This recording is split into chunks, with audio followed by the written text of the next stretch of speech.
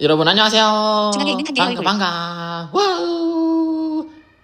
저는 여러분들과 함께 역사를 공부하게 된 이승우 선생님이라고 합니다. 다시 한번 반가워요. 여러분들 오늘은요 고대 그리스에 대해 알아볼 시간인데요.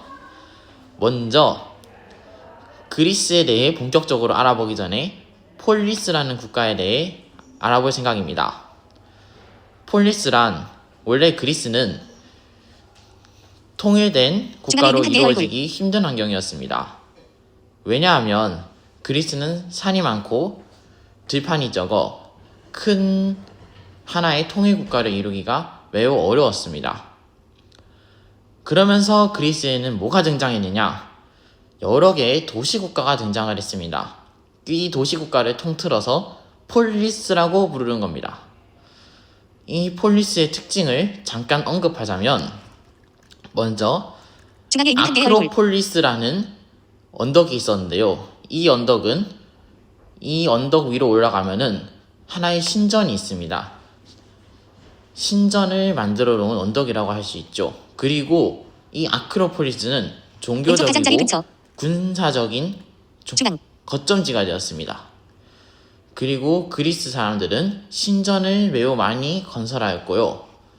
또한 아고라라는 광장을 두었습니다. 뭐라고요? 고라 아고라 광장 나가시네. 죄송합니다.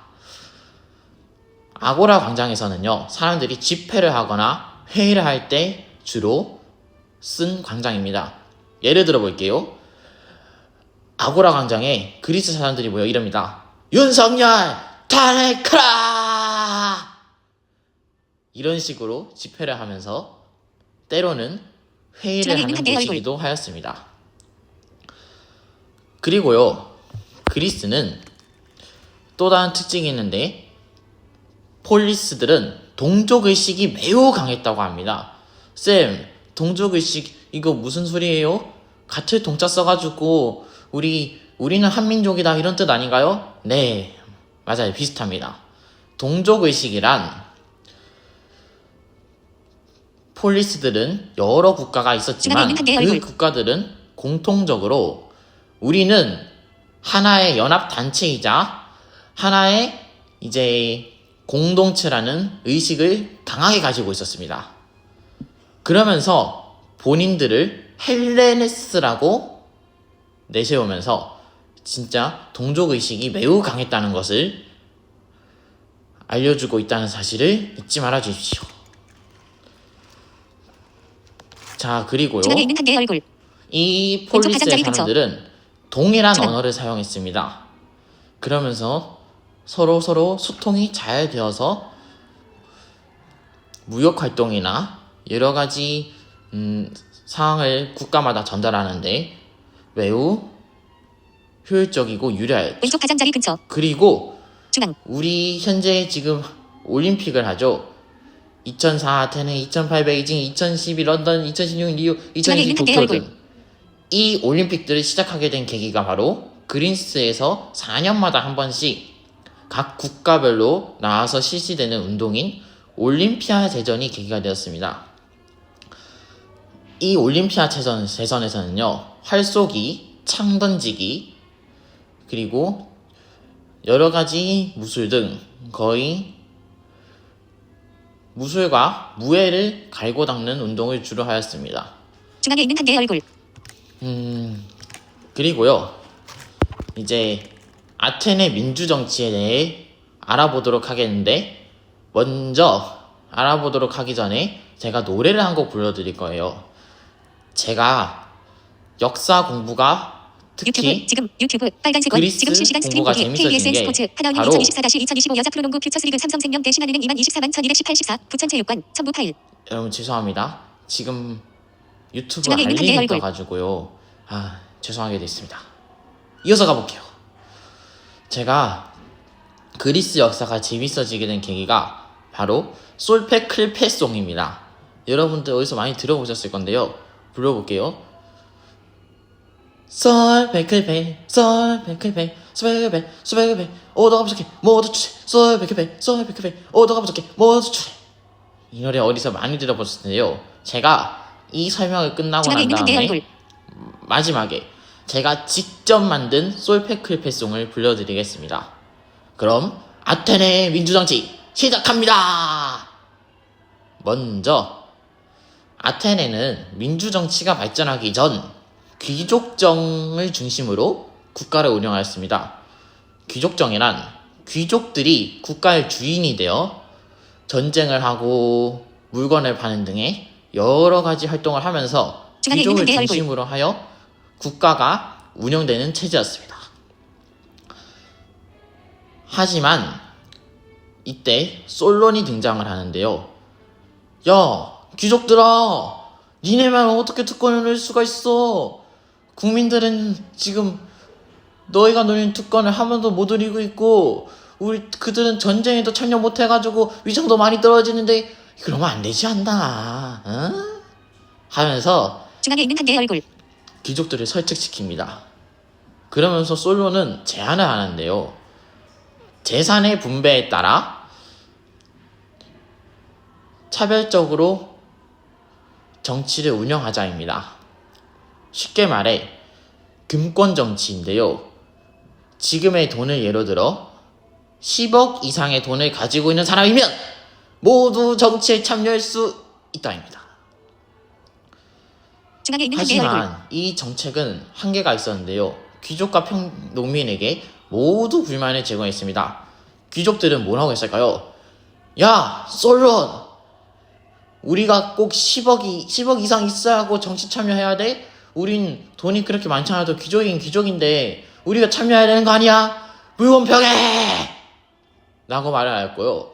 농민들은 반대로, 특히 가난한 농민들은 솔로님, 중앙에 있는 한 개의 얼굴. 저희는요 돈 많은 상인들은 괜찮지만 저희 돈 없는 일반 서민들은 정치 참여하지 못하는데 이거 진짜 너무 불공평한 거 아니에요? 개선 좀 해주시오! 하면서 난리를 부렸어요. 이때 페이시스트라토스가 등장을 합니다. 이 사람은 참주 정치를 주장했는데요. 페이시스트라토스는 한 사람이 중앙에 있는 한 개의 얼굴. 국가를 총괄하고 운영해야 한다고 생각하여 참주, 즉 쉬운 말로 독재 정치를 하였습니다. 하지만 이 독재 정치는 큰 한계가 있었는데요. 한 사람이 국가를 모두 장악하다 보니 시민들과 귀족들의 불만은 하늘을 찔렀습니다. 귀족들의 이름이다. 중앙에 있는 한 개의 야, 얼굴. 페이시트라스, 야 임마! 니 혼자 통치 다 하면 어떡해? 그럼 우린 뭐하라고? 꼭 니 밑에서 일만 하고 계속 니가 시키는 대로 해야 돼? 니가 시키는 대로 정치해야 되냐고! 하면서 난리를 피우고요.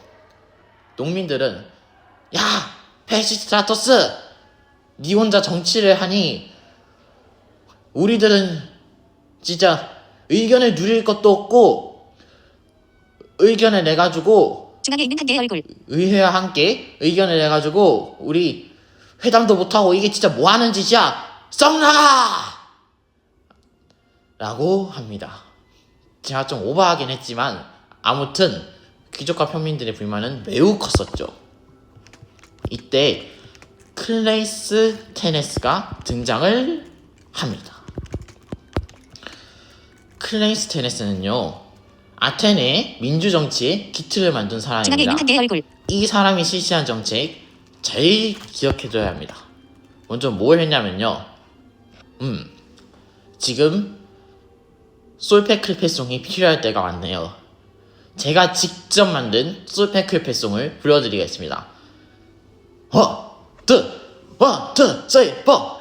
너 솔페클페 솔론 페시스트라토스 클레이스 테네스 중앙에 있는 한 개의 얼굴. 헤리클레스 솔론 금권정치 재산에 따른 차별분배했네.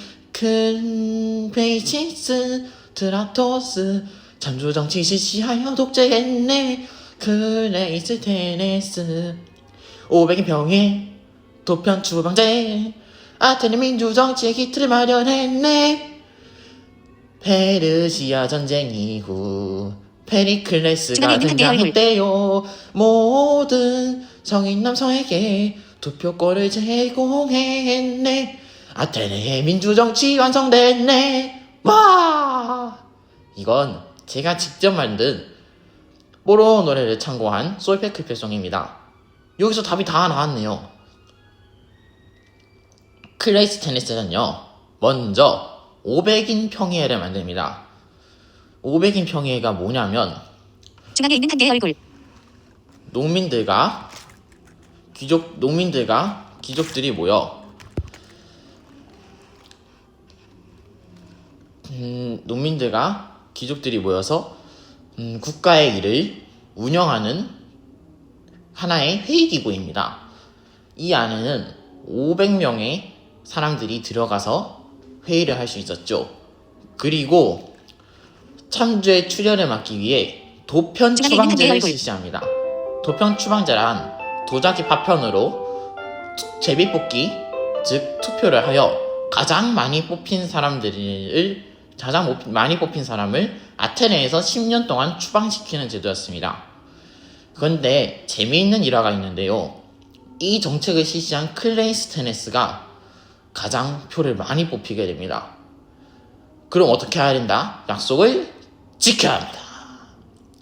중앙에 있는 한 개의 얼굴. 클레이스테네스는 약속대로 아테네에서 10년 동안 자기가 직접 발벗고 나서서 나갔습니다.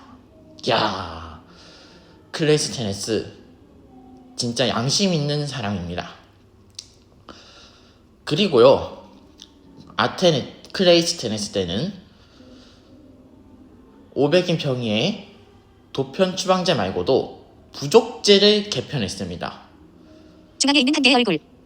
그러면서 부족들 간에 많은 상호작용을 이루게 하여 평화롭게 생활할 수 있도록 하였습니다. 그리고 이 클레이스테네스는 혈연들을 중심으로 하여 부족제를 개편하였습니다. 혈연 중심을 기초로 해서요. 자, 그리고 그리스 페르시아 전쟁이 일어납니다. 이 클레이스테네스는요, 시험에도 많이 나오니까 잘 기억해 두셨으면 좋겠습니다. 이 그리스 페르시아 전쟁은 크게 3차 전쟁까지 있는데요. 1차는 그리스와 페르시아가 싸우다가 폭풍우를 만나 자연스럽게 해소되고요. 2차의 대표적인 전쟁은 마라톤 전쟁, 3차는 살라미스 해전이 있습니다. 중앙에 있는 한 개의 그리스 얼굴. 페르시아 전쟁이 발생하게 된 계기를 본다면 이때 페르시아는 어떤 페르시아였을까요? 사산왕조였을까요? 아니면 아케메네스 왕조였을까요? 이때가 기원전 5세기 때입니다. 바로 아케메네스 왕조 페르시아였겠죠. 이 페르시아는 그리스까지 정복하고 왼쪽 가장자리 싶고 근처. 그리고 중앙. 영토를 매우 넓히고 싶었기 때문에 그리스를 침공하게 됩니다. 이때 중앙에 있는 한 개의 그리스는 얼굴. 대응에 나섰는데요. 아테네를 중심으로 하는 델로스 동맹, 델로스 동맹과 스파르타를 중심으로 하는 펠로폰네소스 동맹이 힘을 합칩니다. 특히나 마라톤 전투에서는 스파르타가 꽤 큰 힘을 발휘하였고요. 살라미스 해전에서는 중앙에 있는 한 개의 아테네가 얼굴. 해전에 강하다는 거 다들 들어보셨죠? 살라미스 해전에서는 아테네의 공이 매우 컸습니다. 결국 이 그리스 페르시아 전쟁은 총 3차전까지 가는 끝에 그리스의 승으로 끝납니다. 그리고 나서 이제 그리스는 아테네를 중심으로 체제가 만들어지는데요. 아테네는 이때 델로스 동맹을 형성하고 중앙에 있는 한 개의 얼굴. 여러 가지 정책을 펼칩니다. 그리고 동맹 국가들을 상대로 돈을 걷어들여 아테네 시민들에게 대부분을 썼다고 하네요. 그러면서 아테네에 대해 동맹국들도 그렇고 스파르타의 펠로폰네소스 동맹들의 국가들도 정말 불만이 많았습니다. 중앙에 있는 한 개의 얼굴. 그러자 스파르타를 중심으로 하는 펠로폰네소스 동맹이 아테네와 전쟁을 벌입니다. 이 전쟁이 바로 펠로폰네소스 전쟁인데요. 왜 펠로폰네소스 전쟁이냐 하냐면 펠로폰네소스 인근에서 일어났으며 스파르타가 승리하였기 때문에 이 동맹을 펠로폰네소스 동맹이라고 불렀습니다. 중앙에 있는 한 개의 얼굴. 이 펠로폰네소스 전쟁은 아테네의 델로스 동맹과 스파르타의 펠로폰네소스 동맹이 붙은 전쟁인데 여기서 스파르타가 이기면서 그리스를 정복하게 됩니다. 자, 그리스 페르시아 전쟁사는 여기까지고요. 마저 페리클레스 가보도록 하겠습니다. 중앙에 있는 한 개의 얼굴. 페리클레스는요, 아까 노래에서 나왔듯이 3차 페르시아 전쟁까지 모두 끝난 후 아테네가 전성기를 맞았을 때 등장을 합니다. 왼쪽 가장자리 근처. 이 사람은 아테네의 민주정치를 완성시킨 사람이었는데요. 이때 21세 이상의 모든 성인 남성들에게 투표권을 제공했다는 사실을 기억해 주십시오. 그리고 중앙에 있는 한 개의 얼굴. 이 아테네의 민주정치는 직접 민주정치라는 것도 알 수 있죠. 하지만 그리고 페리클레스는 민의회의 권한을 강화했는데요. 실질적인 입법권을 행사하였고요. 특수 조직들을 제외한 관직과 배심원을 추첨제로 실시해서 뽑았다는 사실. 특수직에는 어떤 것이 있냐? 장군과 현재로 말하자면 군대의 장교 등이 있습니다. 이때는 장교가 없었고 특수한 조직이라고 한다면 장군을 들 수 있습니다.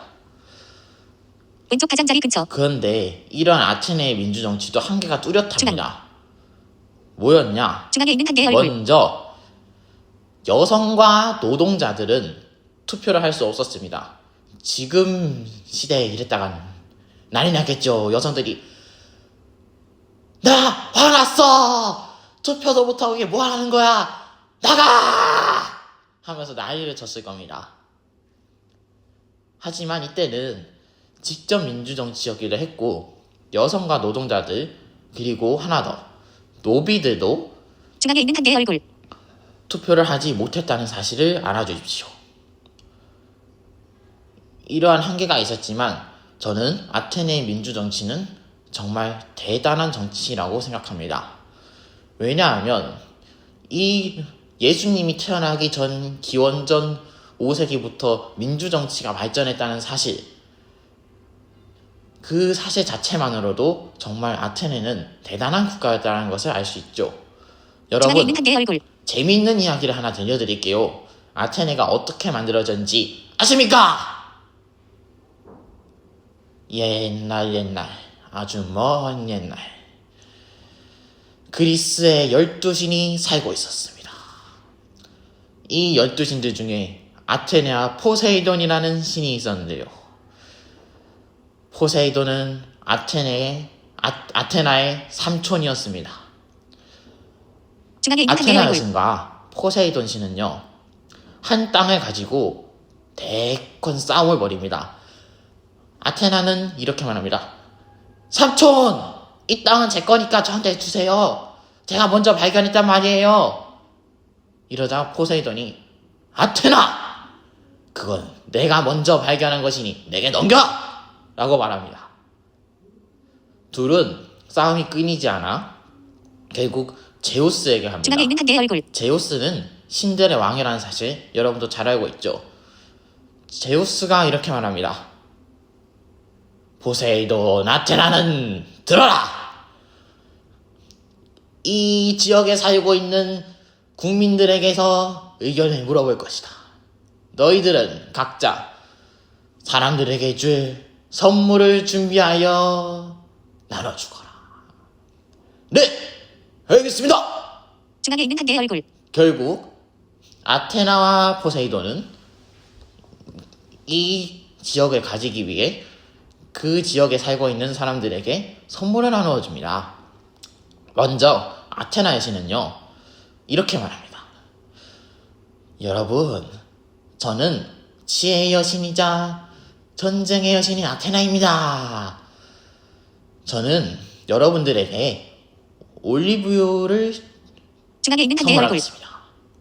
올리브유는 건강에도 좋고 기름으로 만들 수도 있고 음식으로도 먹을 수 있고 화장품으로도 만들 수 있어서 매우 건강에도 좋고 몸에도 좋은 그런 식물입니다. 우와! 국민들은 환영을 합니다. 이때 포세이돈이 말합니다. 아테나! 중앙에 있는 거기서! 한 개의 얼굴. 여러분! 저는 바다의 신 포세이돈입니다. 제가 준비한 선물은요, 말입니다. 여러분, 전쟁에서 이기려면 뭐가 필요합니까? 말이 필요합니다. 그리고 말은 곁에 냅두면 멋있기도 하고, 그리고 쓸 일이 매우 많습니다. 또한 샘물을 준비했는데 샘물은 몸에도 중앙에 있는 한 개의 얼굴. 좋고 건강에도 좋고 목을 죽일 수도 있는 수단이 되기 때문에 저 포세이돈을 뽑아주십시오! 라고 말을 합니다. 국민들은 생각에 잠겼겠죠. 그러다 마침내 결정을 내립니다. 신들이시여, 결정을 내렸습니다. 저는 아테나 여신을 택하게 했습니다. 저희들 모두 아테나 여신이지요.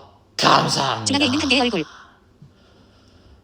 그러면서 사람들은 아테나 여신의 도시라는 뜻에서 아테네라는 도시의 이름을 짓게 되면서 아테네가 탄생하게 되었답니다. 어떠셨나요? 재밌으셨나요? 자, 그러면 왼쪽 가장자리 근처. 아테네 민주 정치에 대해 알아봤으니 스파르타에 대해 알아보도록 하겠습니다. 스파르타는요, 도리스인들에 의해 중앙에 있는 한 세워진 개의 얼굴. 국가입니다. 도리스인들은 어떤 사람들이냐? 아테네와 스파르타가 만들어지기 전에 그리스는 미노스 문명과 미케네 문명이 있었습니다. 이때 미케네 문명이 미노스 문명을 꺾고 전성기를 맞이하고 있을 때 어떤 사람들이, 어떤 부족들이 중앙에 있는 한 개의 얼굴. 쳐들어와서 그 문명을 멸망시켰습니다. 이 사람들이 바로 도리스인이라고 합니다. 저도 도리스인의 정확한 정의가 뭔지는 아직 잘 모르겠습니다. 이 도리스인들에 의해 세워진 국가가 스파르타고요. 스파르타는 5%의 시민과 95%의 노동자들로 이루어져 있었습니다. 선생님, 중앙에 있는 한 개의 얼굴. 스파르타는 왜 이렇게 사람들이 적어요? 라고 하는데, 아테네는 직접 민주정치를 실시했지 않습니까? 그러니 시민들이 많았겠죠. 60% 이상이 시민이라고 하였습니다. 상단 가장자리 근처. 반면 중앙. 스파르타는요, 정말 군사력을 중시하는 엄청난 국가였습니다. 그렇기 때문에 적은 사람이 중앙에 있는 한 개의 많은 얼굴. 노예들을 지배하여 강력한 국가를 만들었죠. 노예들에 대해서 잠깐 알아보자면, 먼저 노비들에게도 계급이 있습니다. 반자유민인 페리오이코이, 뭐라고요? 페리오이코이, 페리오이코이. 그리고 노예 취급도 받지 못하는 헬롭타이가 있었습니다. 스파르타에서는 중앙에 있는 한 성인이 개의 얼굴. 되려면 시험을 치렀는데, 스파르타의 왕에게 헬롭타이 한 사람을 죽여서 그 목과 머리를 바쳐야만이 성인이 될 수 있었다는 사실을 알고 있었나요? 너무 끔찍합니다. 끔찍하면서도 괴롭습니다. 그러면서 스파르타는 크게 발전합니다. 중앙에 있는 한 개의 얼굴. 스파르타는 적은 군대로 많은 군인들을 무찌렀다는 사실을 알 수 있죠. 좀 이따가 설명해 드리겠지만 알렉산드로스 대왕이 생각이 납니다. 알렉산드로스 대왕도 적은 군대로 많은 수의 군사를 물리친 대단한 왕이었으니까요. 스파르타는요, 펠로폰네소스 전쟁에서 승리 중앙에 있는 한 개의 후 얼굴. 권력을 잡았지만 시민들의 수가 점점 줄어들게 됩니다. 왜냐하면 전쟁이 일어났으니까 시민이 안 죽을 수는 없지 않습니까? 노예들도 말이죠. 결국 스파르타는 시간이 지나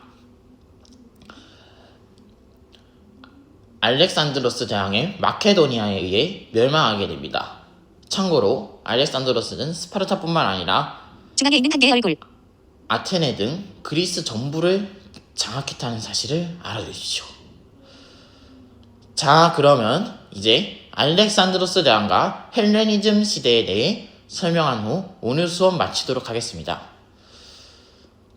알렉산드로스 대왕의 정복 과정을 본격적으로 들어가기 전 알렉산드로스 대왕의 이야기를 들려드리죠. 알렉산드로스 대왕은 필리포스 2세의 아들이었는데요.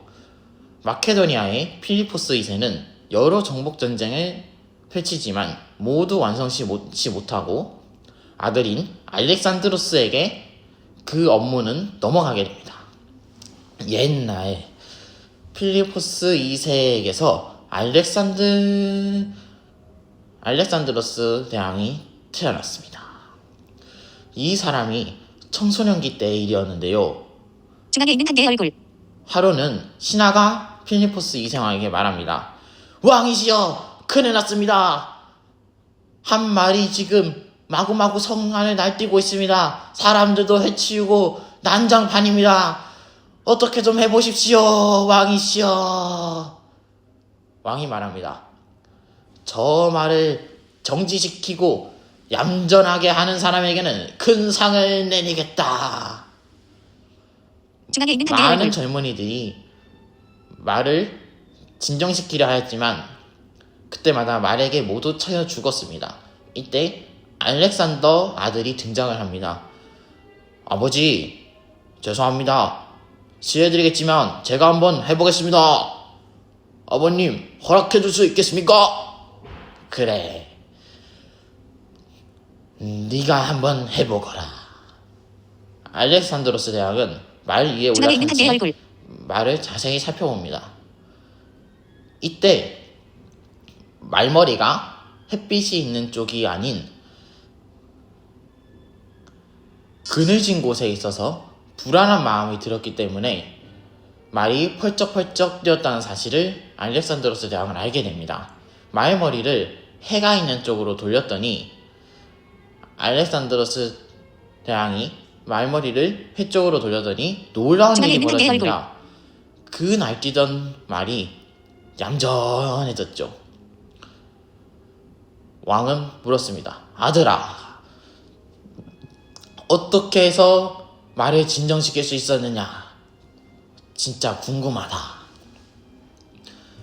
이렇게 묻자 알렉산드로스 대왕은 대답합니다. 아버님, 간단합니다. 이 말은 지금 중앙에 있는 한 개의 얼굴. 태양이 있는 곳이 아닌 그늘에 있어서 매우 불안해하였습니다. 그러면서 저는 말머리를 태양 쪽으로 돌린 것 뿐입니다. 내 아들 정말 대단하구나.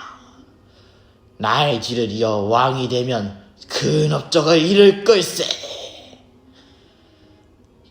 이후 시간이 흘러 필리포스 중앙에 있는 한 개의 2세가 얼굴. 죽게 되고 알렉산드로스 1세는 알렉산더 대왕은 22살의 왕이 됩니다. 알렉산더 대왕의 별명을 만들어 보면 정복의 신입니다. 10년 동안 아시아, 유럽, 아프리카로 이어지는 대제국을 건설했는데요. 알렉산드로스 대왕의 업적 하나하나씩 중앙에 있는 한 개의 알아보겠습니다. 얼굴. 먼저 알렉산드로스 대왕은요,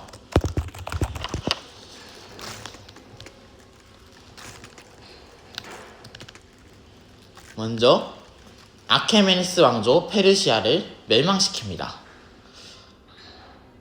알렉산더 대왕은 이때 기가 막힌 전술을 쓰는데요. 이때 페르시아군의 수는 그리스군의 마케도니아군의 10배가 넘었다고 합니다. 중앙에 있는 한 개의 얼굴. 알렉산더는 명령합니다.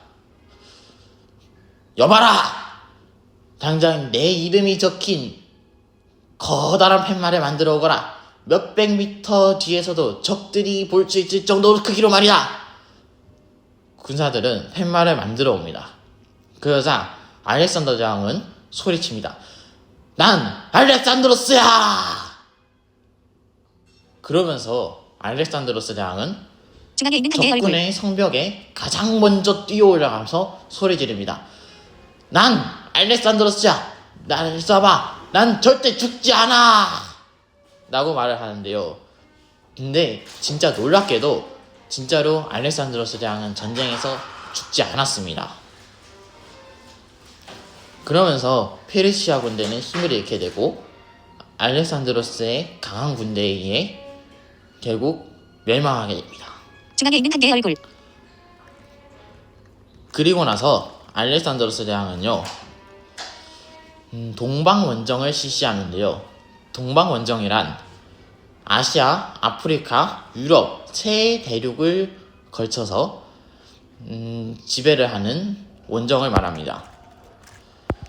그러면서 알렉산드로스 대왕은 이집트를 정복하고 그리스를 복속시켰고 인도까지 진출을 중앙에 있는 합니다. 한 개의 얼굴.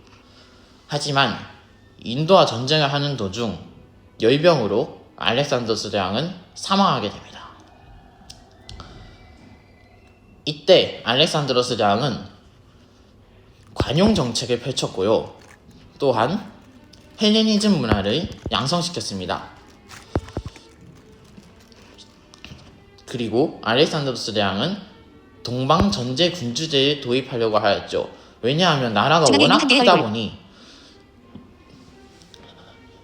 그 나라를 한 사람이 다스리기에는 정말 힘들긴 하였습니다.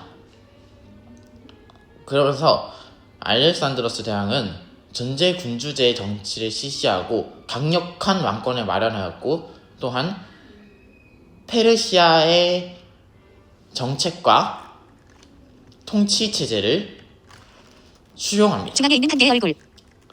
그리고 피정복민에 대한 문화를 존중하였다는 사실 잊지 말아 주십시오. 그리고 또한 알렉산더 대왕은 정복지 곳곳마다 알렉산드리아라는 도시를 만들었습니다. 만약에 시험지 선지에 다음 황제에 대한 서명으로, 왕에 대한 설명으로 옳은 것은 했을 때 이 사람은 필리포스 2세의 아들이며 중앙에 있는 한 개의 얼굴. 동방원정을 하였다. 알렉산드로스겠죠. 1번 아테네 민주정치를 발전시켰다. 2번 베리오이 코이가 신분이었다. 3번 3번 동방원정을 실시하였으며 전국지 곳곳마다 알렉산드리아를 건설하였다. 이러면 3번이 정답이라는 거죠. 앞으로 중앙에 있는 한 개의 문제에 얼굴. 이런 식으로 나오면 바로 이런 식으로 문제의 정답을 고르면 되고요. 또한 알렉산더 대왕은요, 그리스인의 이주를 허락하였으며 그리스인과 페르시아의 결혼을 장려하였습니다.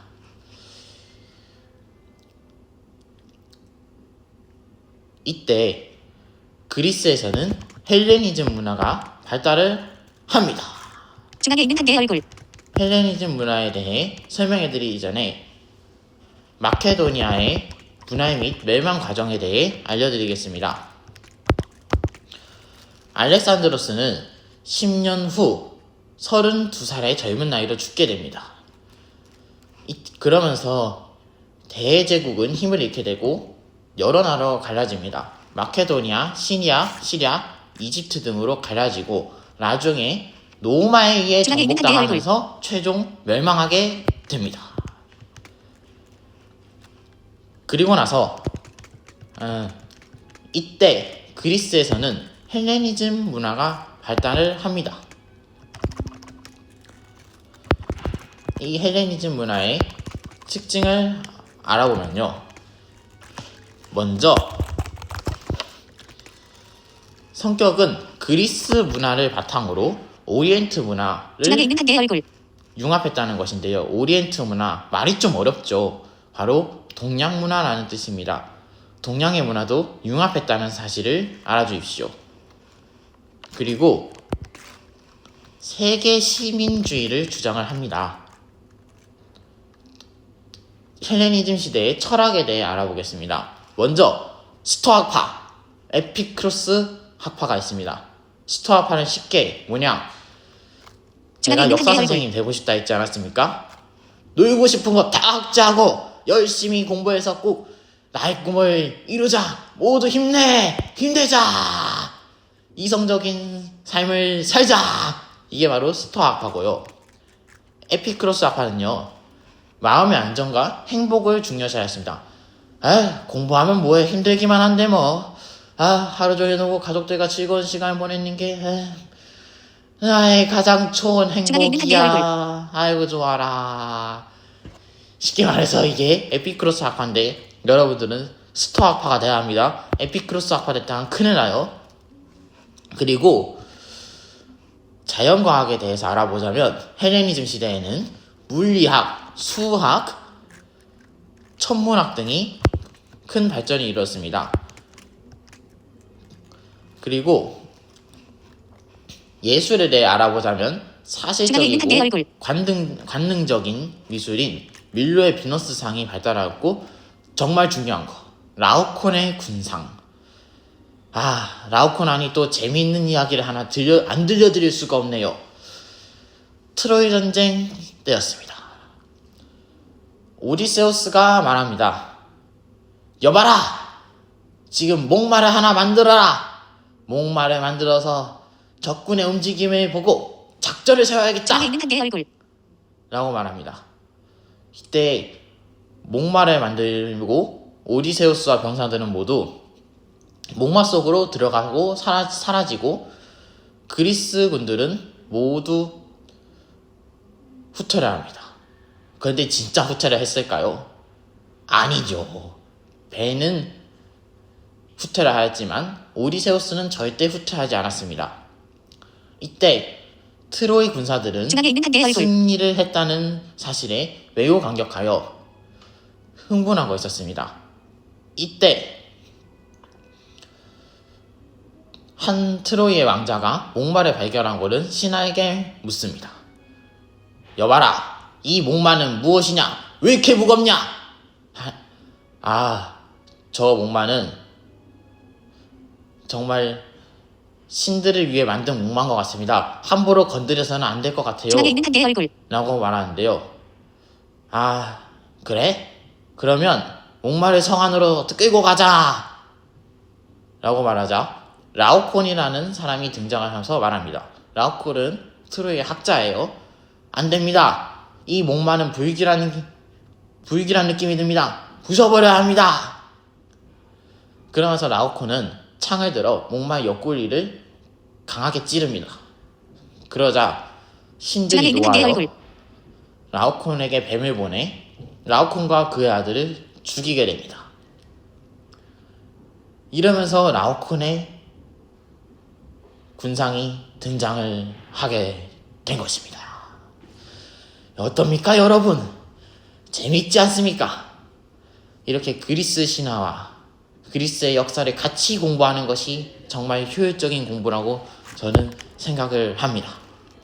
그리고 중앙에 있는 한 개의 얼굴. 헬레니즘 시대의 미술은 인도의 성당 가장자리 근처. 간다라 미술에도 중앙. 큰 영향을 끼쳤다는 사실 시험에 잘 나옵니다. 자, 이로써 고대 그리스에 대해 마무리하였습니다. 오늘 어떠셨나요? 오늘 했던 것을 간단히 정리해보자면, 먼저 폴리스라는 도시국가에 대해 알아봤고요. 아테네의 민주정치 중앙에 있는 발전 한계의 과정, 스파르타의 발전 과정, 그리고 그리스 페르시아 전쟁과 그 후기, 알렉산드로스 대왕에 대해 알아봤고 헬레니즘 시대의 특징에 대해 알아봤습니다. 간단히 정리해보자면 먼저 그리스는 산이 많고 들이 별로 없었기 때문에 중앙에 있는 한계의 얼굴. 거대 통일 국가를 형성할 수 없다고 하였죠. 그러면서 도시국가가 만들어졌는데 그 도시국가가 폴리스라고 설명드렸습니다. 그리고 아테네 민주정치 발전 과정. 썰 베클백송이면 끝이 납니다. 썰 베클백 오도 밥스케 모두 주세. 잘 기억해 두시기 바랍니다. 그리고 그리스 페르시아 중앙에 있는 한계의 전쟁은 얼굴. 총 3차례의 전쟁이 있었고 2차 페르시아 전쟁인 마라톤 전투, 3차 페르시아 전쟁의 대표적인 전투인 사라미스 해전을 잘 기억해 놓으셔야 한다고 말씀드렸습니다. 그리고 나서 스파르타의 발전 과정에 대해 알아봤는데 스파르타는 5% 시민, 95% 노민과 노예라고 하였고 반자유민은 중앙에 있는 한계의 얼굴. 페리오이코이, 노예 취급도 받지 못하는 사람들을 헤일롭타이라고 하였습니다. 그러면서 스파르타는 적은 시민들에 의해 발전하게 되었는데 말씀드렸죠. 펠로폰네소스 전쟁에서 아테네를 이기면서 결국 그리스를 완전히 장악하게 되지만 알렉산드로스에 의해 멸망했다는 사실 중앙에 있는 한계의 잊지 얼굴. 말아 주십시오. 마지막으로 알렉산드로스와 헬레니즘에 대해 간단히 정리한 후 오늘 영상을 마무리 짓겠습니다. 알렉산더 대왕은요, 필리포스 2세의 아들이었으며 10년 동안 많은 국가들을 정복하면서 동방원정을 실시하였고 대제국을 건설하였습니다. 그리고 페르시아의 통치체제를 받아들였으며 전제 중앙에 있는 한계의 군주제를 얼굴. 시지하였다는 사실 잊지 말아주시고 알렉산드로스는 또한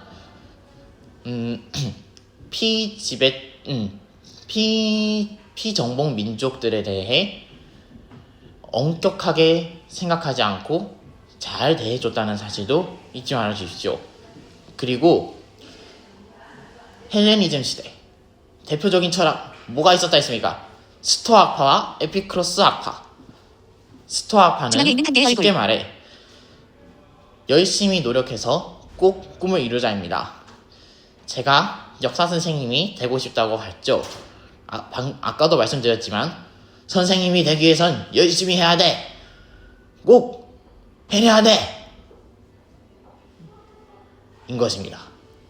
스토아과는 쉽게 말해 그냥 열심히 하면서 본인의 꿈을 이루면서 많은 노력을 해야 한다라는 거고 에피크로스 중앙에 있는 한계의 학파는 얼굴. 공부 못 필요 있어. 그냥 실컷 놀고 내 마음만 편하면 되지 뭐 하면서 마음과 행복을 먼저 중요시 여긴 학파가 에피크로스 학파였다는 사실 잊지 말아 주십시오. 그리고 예술을 본다면 인도의 간다라 미술에도 많은 영향을 끼쳤고 제가 라오콘 얘기를 해드렸죠. 중앙에 있는 한계의 라오콘 얼굴. 군상이 발달하였고 사실적 관능적인 미술이 발달하면서 대표적인 것은 밀로의 비노스상과 라오콘 군상이 있다는 것을 말씀드렸습니다. 이상 정리 끝났고요. 오늘 수업은 여기까지입니다. 여러분 곧 쇼츠 동영상을 올려드리겠지만 다음 시간은 로마에 대해 알아볼 것입니다. 쇼츠 동영상 하나를 올릴 텐데 옥타비아누스와 중앙에 콘스탄티누스의 있는 한계의 업적 얼굴. 3가지를 잘 구분할 수 있는 방법을 노래로 만들 것이니 기대해 주시기 바라면서 오늘 영상 마무리 짓겠습니다. 다음 주 수요일에 봅시다. 안녕히 계세요. 왼쪽 가장자리 근처.